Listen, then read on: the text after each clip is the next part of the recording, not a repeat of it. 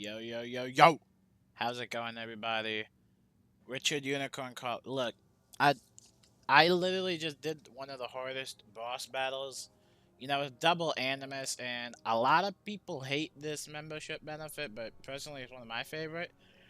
But this boss was insane. I was gonna make a video on this boss, but like, I literally had to go through so many attempts and so many runs just to try and do the specific boss.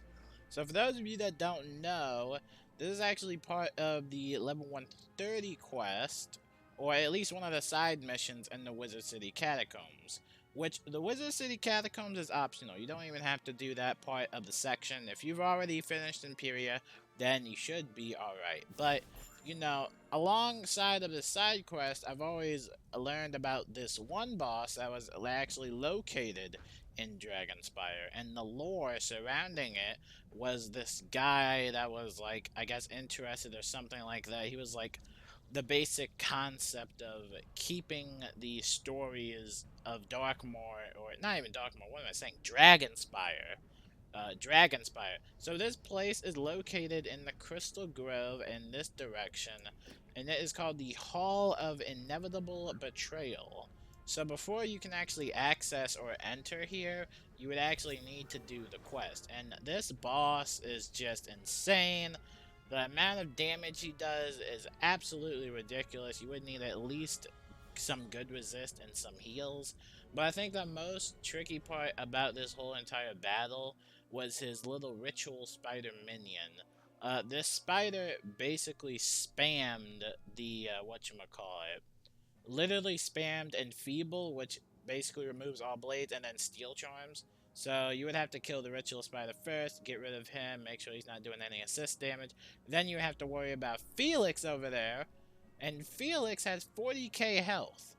So not only do you gotta go for a big hit, or set up for a big hit, but you also gotta take care of the spider, and you also gotta not die. But that's not what this video is about. I just wanted to brag about that I finally managed to get enough animus for him. So thank goodness for Mother Woo. Because I'm never doing this boss battle ever again. Unless it's team-ups, I just can't solo much. But we gotta talk about test run, guys, and just some test run predictions, or what we might think happen with the new world. So first of all, let's just get some of the basic concepts of what we've known over the years. So hopefully that answers some questions. The first thing that I definitely know, and this is happening year on year, is that Test Realm happens in October.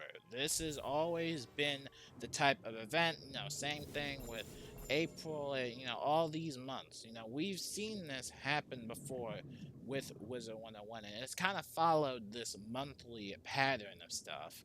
Now, I don't really know the release dates, but the release dates that some people might be saying is like October 14th, or at least from one of the spoiler pages mentions that those might be the estimated days. I don't really want to estimate when it's going to drop. All I know is that it's happening in October. And the reason we know this is because on end, we've seen this happen years before. And we also know that that live event update, like the live realm update, comes in November. That's the November update, right? So I think it's good to theorize that, test run will happen before then, or at least before November, and then we get to try the new world and all that stuff. So I'm excited for test run. I really can't wait to play test run, and I don't know. I'm just really excited. So let's talk about the main basics of what we know. The max level cap is going to be level 140, which means you're going to get more health every time you level up, and I believe you will get a training point, a little extra training point to help you get that favorite spell you always wanted, or whatever that is. But again, we're going to get a training point, increased health, and we're also going to get new gear, obviously, in a new world. We're getting a new world, obviously. Test ROM's gonna be broken. Test ROM obviously is a beta alpha form. I just wanted to mention that because the last test ROM I did was the Wizard City Catacombs, and that was the buggiest, like the glitchiest test ROM I think I've ever seen. Like, I have all the test ROMs I played personally over the years, that was the buggiest one. And even at post-launch, it was the buggiest thing ever. I think it's still bugged. Like, I think there's still some minor bugs and glitches there, especially with the Devour boss fight, but it's beyond my control of everything. I'm still surprised I even have this guy as a minion. I'm probably not even going to summon him. I'm only going to summon him in Test Realm. And that's another thing. That's actually where we go into what happens in Test Realm. Stays in Test Realm. A lot of people kind of get mixed up with Test Realm and Live Realm. So right now, we are on the Live Realm, right? We can do whatever we want in the Live Realm. We can level up and all that stuff. This is all happening real time. Test Realm is a copy of your previous character, right? And so usually whenever they do maintenances, especially some unusual maintenances, that is basically a downtime for the server, for them, or something like that, to copy your character. Now, let's say I planted a seed. Well, I might not see that seed in Test Realm because that was in the past. I never planted a seed in the past. And so, I highly encourage you guys that if you need to quest, just quest and make sure you're doing all the quests and, just just make sure you're doing all your missions because what tends to happen is that if you do go on Test Realm and you don't even have all the missions complete, then you won't have access to the new world and you won't have any prompts for telling you to go to the new world. Now, even though it's a testing area, you still have to quest. So, if you don't even have the quest unlocked, then sadly you just obviously won't be able to go to the new world. So, that's basic number one. Now, the secondary thing is how do you download Test Realm and, how do you access it? If you have if you have an active membership, then you can easily access Test Realm.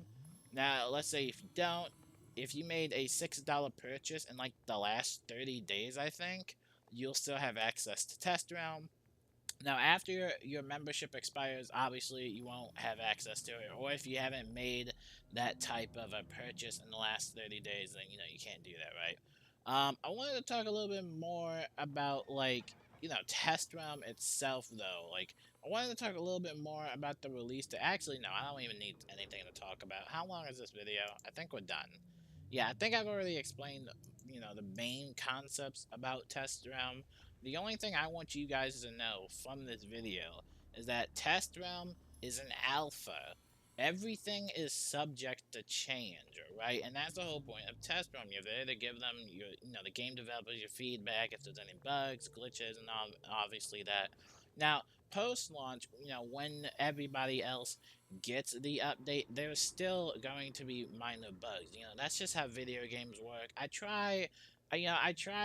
give a lot of King Isol smack, especially after the Wizard City Catacombs, but honestly, they're game developers, and especially with COVID-19 going around and people working from home, it might be a little difficult, especially going in from a different work environment.